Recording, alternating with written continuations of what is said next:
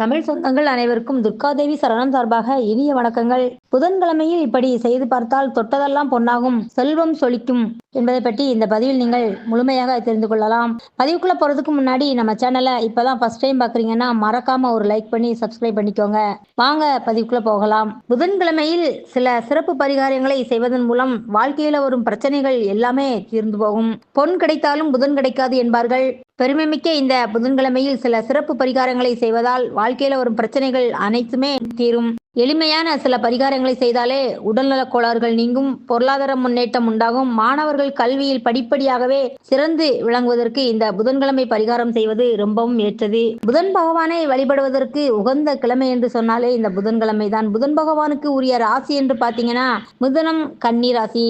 மேலும் இதே போல் புதன் பகவானுக்குரிய திசை என்று சொன்னால் வடகிழக்கு தான். புதன் பகவானுக்குரிய நிறம் பச்சை நிறம்.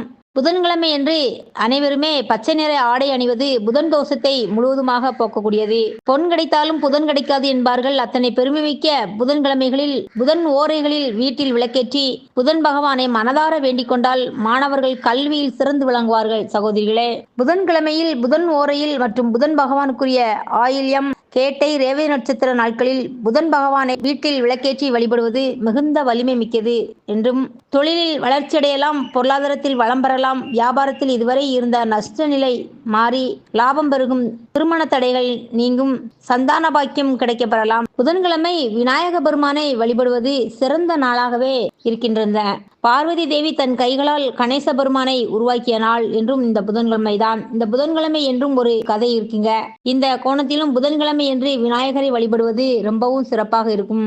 தனிப்பட்ட அல்லது குடும்ப பிரச்சனைகளில் இருந்து விடுபட புதன்கிழமை என்று கணபதிக்கு அருகம்புல் மாலை சாற்றி, புதன் மட்டுமல்ல தினமும் இப்படி சாத்தி வந்தாலும் நல்லதுதான். விரைவில் பிரச்சனைகள் எல்லாமே நீங்கும். நீங்கள் எந்த குறிப்பிட்ட வேலையிலும் வெற்றி பெற விரும்பினால் புதன்கிழமை விதிமுறைப்படியே விநாயக பெருமானை வணங்குங்கள்.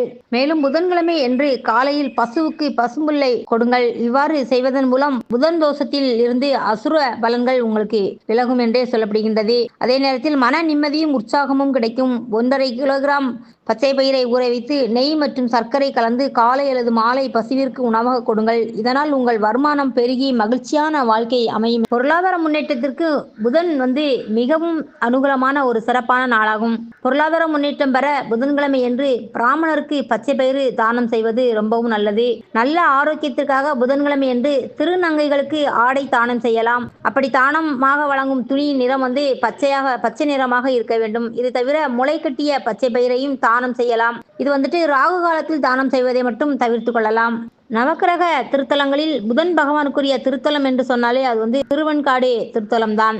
மதுரை மீனாட்சியம்மன் கோவிலும் புதன் பகவானுக்குரிய ஒரு தலமாகவே சொல்லப்படுகின்றது. மீனாட்சி அம்மனை புதன்கிழமைகளில் வழிபடுவதால் மாணவர்களின் கல்வி வளம் பெருகும், பொருளாதார வளம் சீராக சிறப்பாகவும் இருக்கும் என்று இந்த பதிவில் கூறப்பட்டிருக்கின்றது. மீண்டும் அடுத்த பதிவுடன் சந்திக்கும் வரை உங்கள் சகோதரியான துர்காதேவி சரணம்.